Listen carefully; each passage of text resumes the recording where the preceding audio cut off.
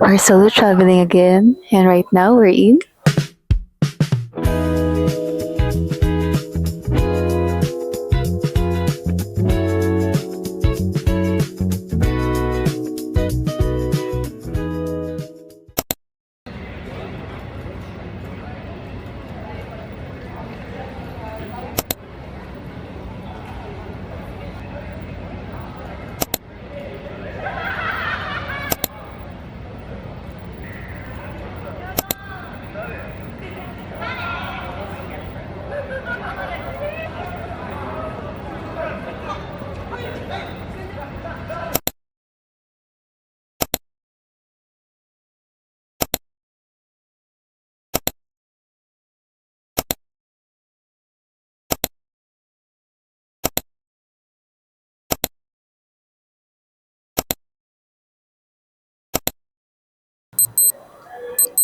Hi guys!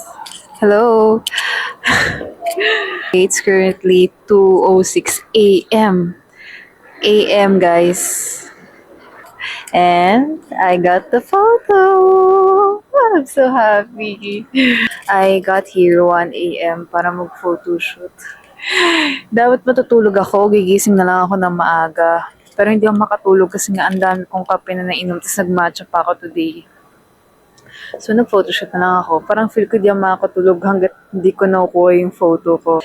And guys, ang ganda ng picture ko. I can't believe it. Nagawa ko siya ng tripod lang. You won't believe how many stairs I got sa 1 hour na pag-photoshoot na yon. Ang daming lasing. And alam ko naman walang ano sa'yo dito. But, syempre, kailangan pa rin natin maging careful. Tonight's outfit, tignan nyo naman.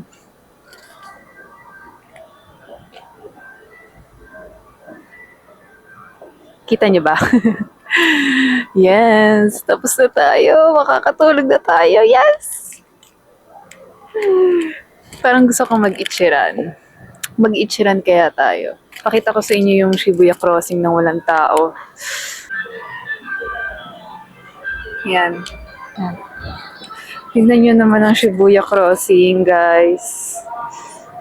Madilim. And yeah, puro bar ang naka-open. Kaya puro lasing dito. Tingnan mo. Ayan, oh my God.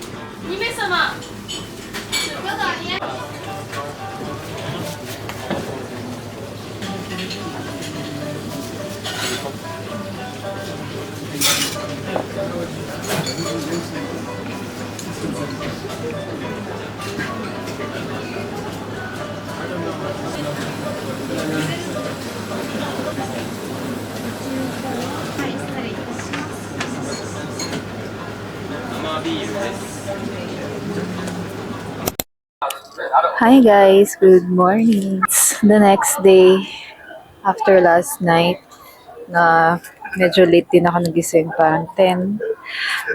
Nagising ako kasi nag-aayos na ng mga gamit yung mga stuff dun sa mga sleeping pods. So, nagising na ako. Sakto lang din. And nakapag-lunch na rin ako. Andito ako ngayon sa Shinjuku, yung standing sushi bar. Ang sarap ng lunch, guys. Grabe. Sobrang sulit. Papakita ko sa inyo yung spot. And today is super sunny. Look, ito siya. Anyway, lakad tayo. Parang gusto kong mag-matcha ulit. Kakain na. Kakain na naman tayo. Wala tayong ibang ginawa kundi kumain. Oh, sobrang liwanag. I love the weather. Thank you, Lord. Hindi na umulan. Sana yung na umulan. At para magawa ko na lahat ng itinerary ko.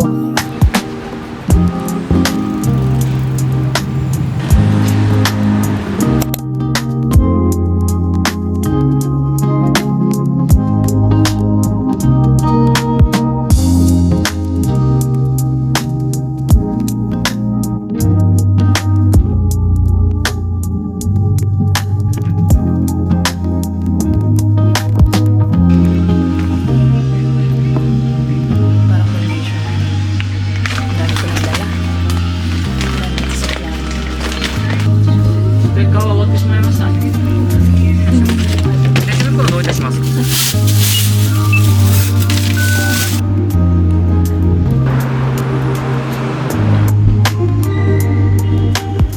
Hi guys! Andito tayo ngayon sa Asakusa.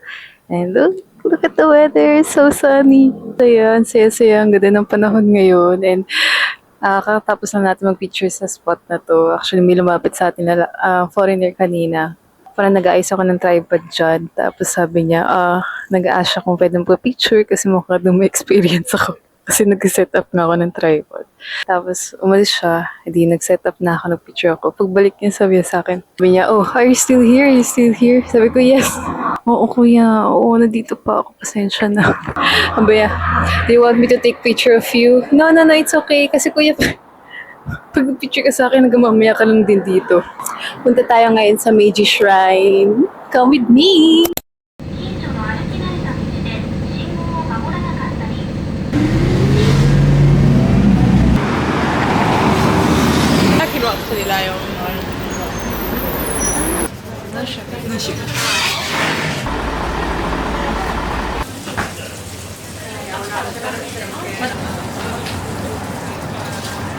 ありがとうございます。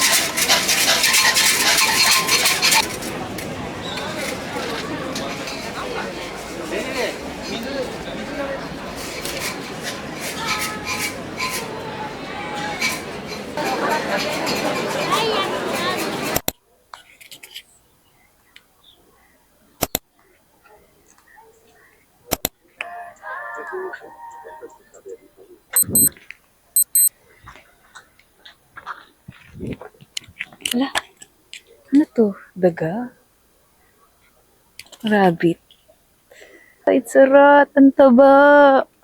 Siguro puro ramen kinakain mo, no? So anyway, guys. Di ba dapat kakain tayo sa Tokyo? Curry pan?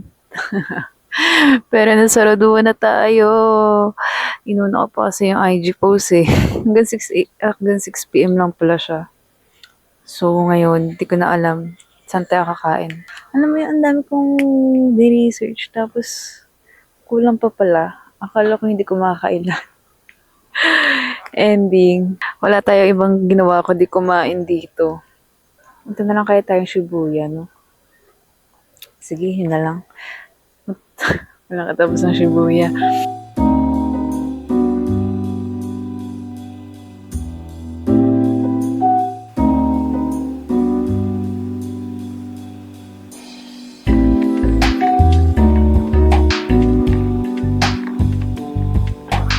So pretty. Gamitin natin yung flash natin. So, ayan. Ang ilaw natin. Ano to? Para tayo magbabalita. Sana walang Pinoy dito na.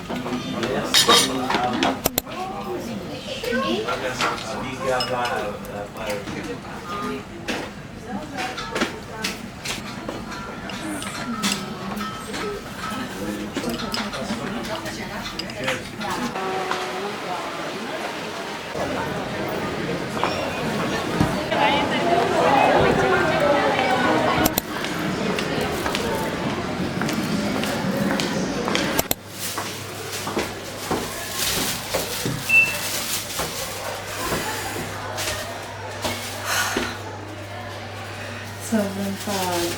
Sobrang pagod, guys. Okay. Balik na tayo. I-drop ko lang tong sobrang bigat na gamit. At mag-aayos ako kasi sobrang bruha ko na.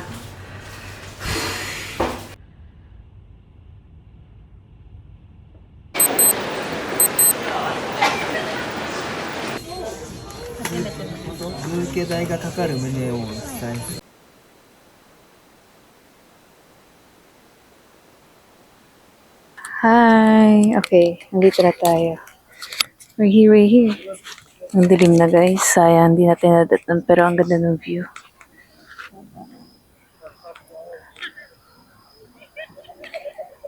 Okay, we're going to sing happy birthday.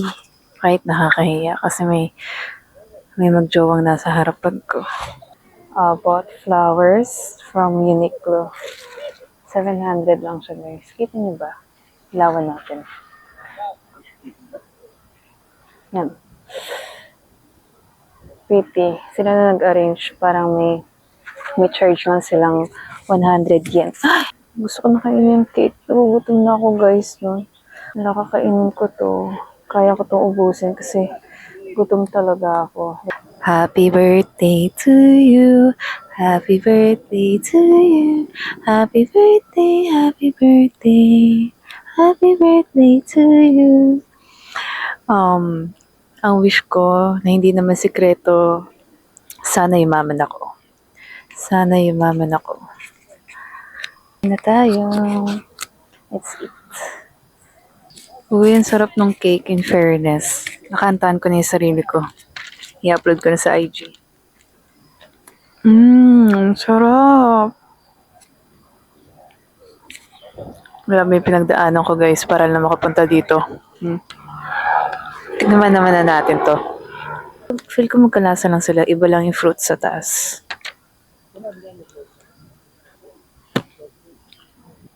Sarap din. Parang may chiffon siya sa gitna.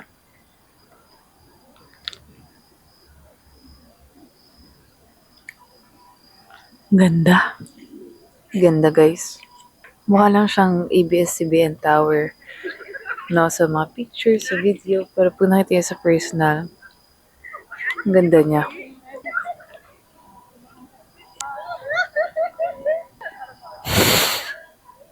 Pinakain akong dahon. Lumipad siguro.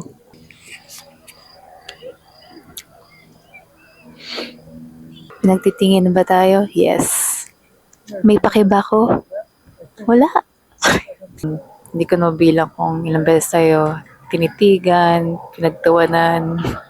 Siguro ito yung mga bagay na hindi ko kayang gawin sa Pilipinas. Sa Pilipinas kasi nagaling na natin ilaw. Masyado na tayo papansin. Grabe. First time ko dito sa Tokyo was 2019 and after 6 years, I'm back here alone. Noong 2019 kasama ko yung family ko and now I'm solo traveling. This is my third time solo traveling. First was local Palawan. Second nung Singapore. Then ito yung third. Pansin nyo, tumitingin ako sa paligid kahit nandito na may camera. Wala akong eye contact. Bear with me. Still learning. Comfortable ako ever since, no? Matagal na akong comfortable na mag-take ng pictures kahit may mga tumitingin or minsan pinagtatawanan pa na. Napansin ko yung nag-Shibuya ako nung 2 a.m. Nag-photoshoot ako. Wala akong pakialam. Basta parang nakakalimutan nyo rin naman ako bukas. So might as well do my own thing. Hindi rin naman ako makikita ever again.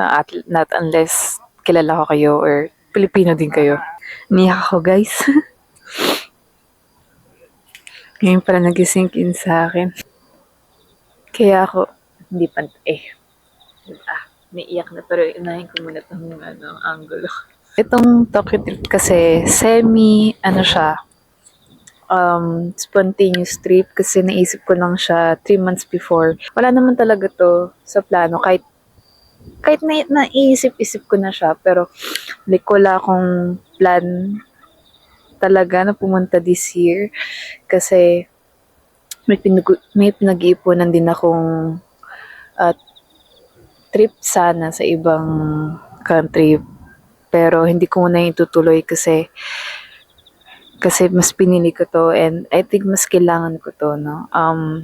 Because for the past few months, medyo naging tough. Di ba? Pinagdadaanan pa tayo, doon ko pa naisip na, kaya ako, no? Medyo malungkot ako eh. Sige, book tayo. Lamig, ang lamig. Diyos ko, tingnan mo yung suot ko, oh. Backless. Yung park kasi.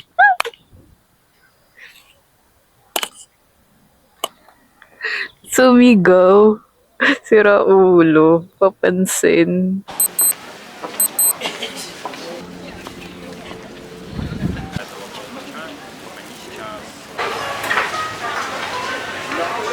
Guys, nasa Sushiro na tayo. Ang ingay ba? And magdi-dinner tayo kasi grabe. Tinry kong pumunta sa Kura Sushi. And ang daming tao, mas maraming tao kaya sa Sushiro ako pero may pila din siya. Pero mas konti naman compare mo sa Kura Sushi. Picturean ko lang. Let's eat.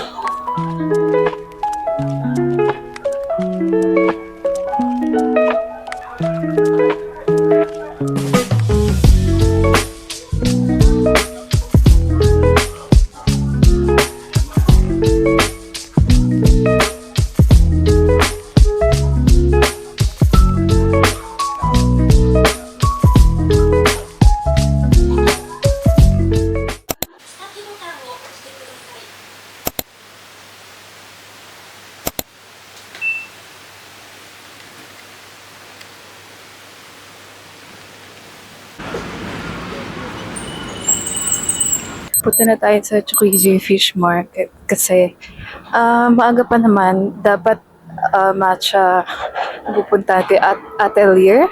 I don't know if I'm pronouncing it right, pero mag-Tsukiji tayo kasi nakita ko malapit lang siya and medyo maaga pa. Sana konti lang tao. So, tulitin na natin to kasi ito na yung last full day ko. And uwi na natin later ng gabi. Na flight is 7 p.m. So, dapat alis na ako dito ng 3. Yun. And we're here.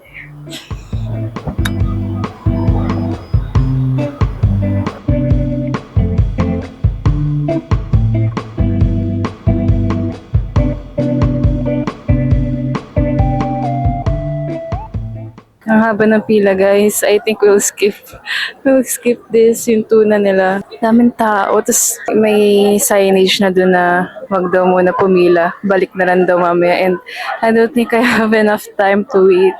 And they're all lining up sa mga stall. Ang dami. Parang Divisoria. Balik na tayo. Punta na tayo sa matcha. Sana walang pila. This is our last full day. And susulit na natin. Mag-Don Quixote din tayo mamaya. Mamaya na rin ako magkwento. Sobrang dami kong kwento. Wala lang akong chance na gawin kasi bukod sa pagod, parang paspasan din lahat dito kasi lahat ng kakainan mo, ultimo yung cafe, di ba usually pag cafe, nag-chill ka, pero pati doon kasi pila, So, may mga nag-iintay, limited lang din yung time na dapat nag-stay ka, ganun. So, wala talagang dire-diretso yung lakad mo. Yes, kung mapapansin nyo, sinulit ko lang tong outfit na to. Kasi wala na ako ibang jacket. Ang lamig. Ang lamig talaga, kagabi pa. And kagabi, nung mapapansin mo, naka-jacket ako. Binihan ko yung daddy ko ng denim jacket. Sinuot ko muna kasi sino ba naman kasi mag-backless ng ganitong panahon, di ba? Engot lang. At ako yun. Hindi ko rin pala nasabi na nag-early check-out na tayo sa hotel. Kasi ang check-out is 10 a.m. Gumising ako ng 7 kahit antok na antok pa ako. Pinilit ko talagang bumangon, sister. At ang sakit ng katawan ko. Ano mo, next time na gagawin ko to, mag-aalaksan ako. Totoo lang. Parang hindi ko kaya ito nang pagtrentahin na ako. Kasi ang dami kong arte sa buhay, ang dami kong gustong content, ang dami kong gustong gawin. So, ang dami ko rin bitbit, lalo na kagabi. Kasi bumili din ako ng mga pasalubong. Parang may nakikita akong pila. Ito na ba yun?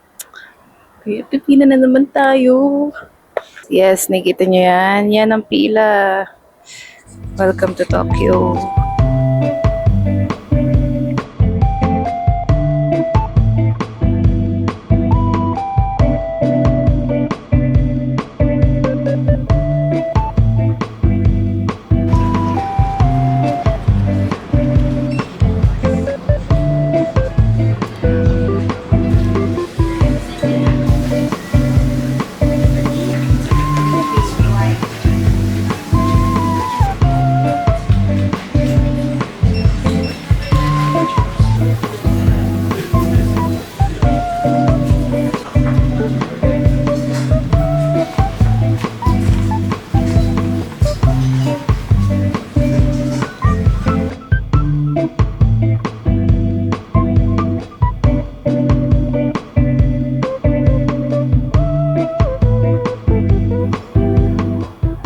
Ayan, 8-minute walk.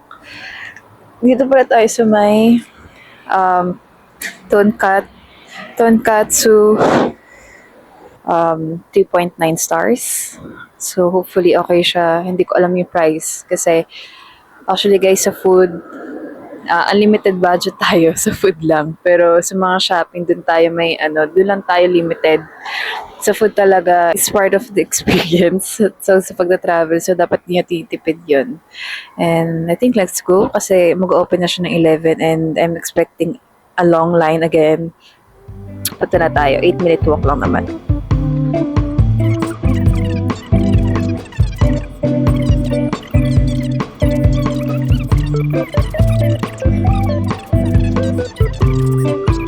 Nagmamadali din ako kahapon kasi nga nag-set up tayo sa may diba? Wait ako sa bang pila. Pila na naman, guys.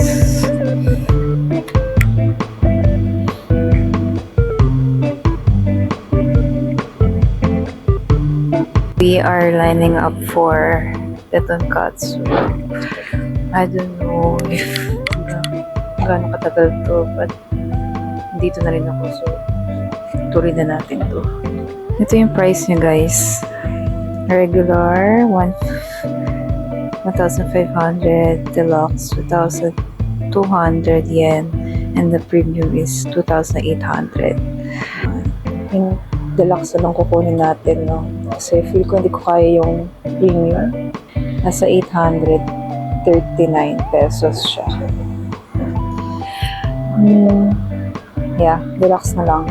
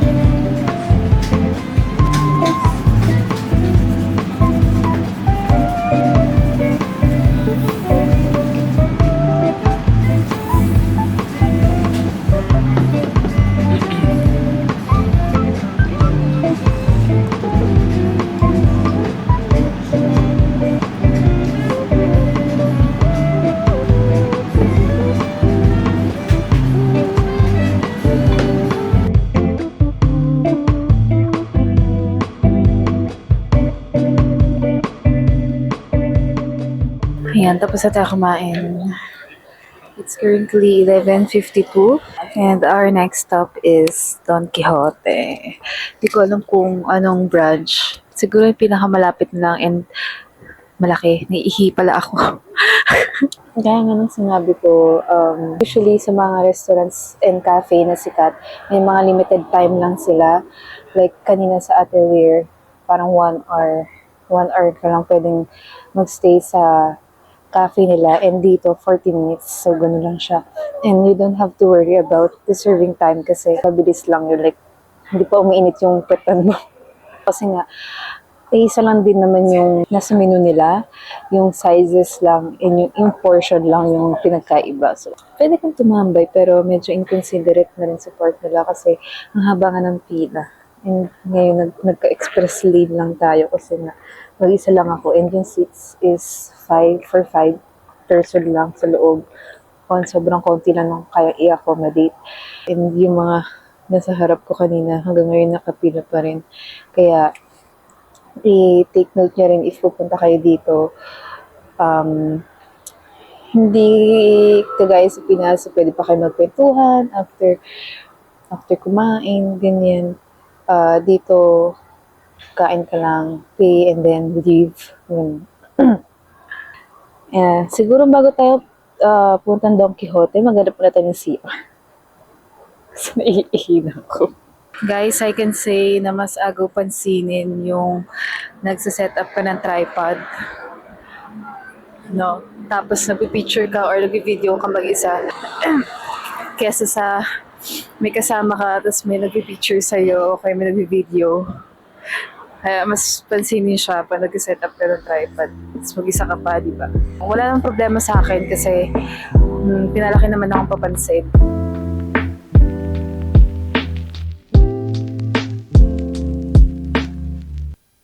Tao guys, ngayon nasa Sensoji Temple tayo and sorry, kakain tayo ulit. Naghanap ako nung yung mochi strawberry. Kahit busog tayo, hindi nga natin naubos yung tonkatsu kanina pero magde-dessert tayo kasi it's our last day and kailangan natin matry. Naghahanap din ako ng postcard. Sana may makita ako maganda. Hindi pwedeng malis ako na walang postcard. Medyo nagmamadali na tayo kasi dapat 2 p.m. alis na natin, di ba? 1 na yata. Magdo-Don Quixote pa ako. Hanap tayo postcard, please. Na meron. OMG. Ayun. Maganda ba to? Wala na akong pakialam kung magkano. I'll go with this one. Okay. Tupunin natin. Tapos, kuha tayo magnet.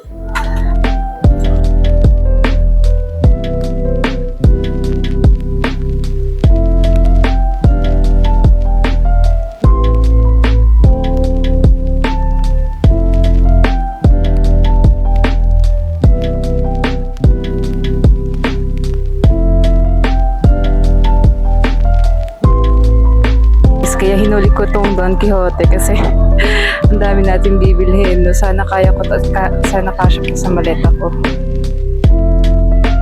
Okay guys, napapak tayo. Ang dami, nakakaloka. Bumili pa ako nito. Yes! I think naka 5,000 pesos din tayo doon.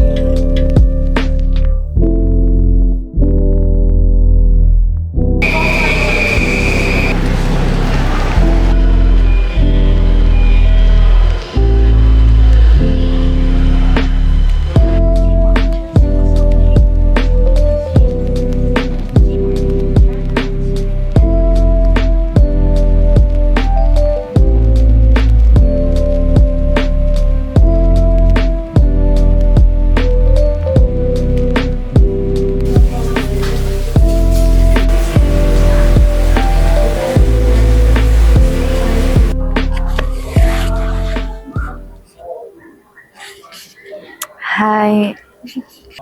Waiting na lang din ako sa boarding time and medyo na-delay yung flight. Okay na rin para makapag-chika ako sa inyo before I end the vlog. I really enjoyed this trip, no?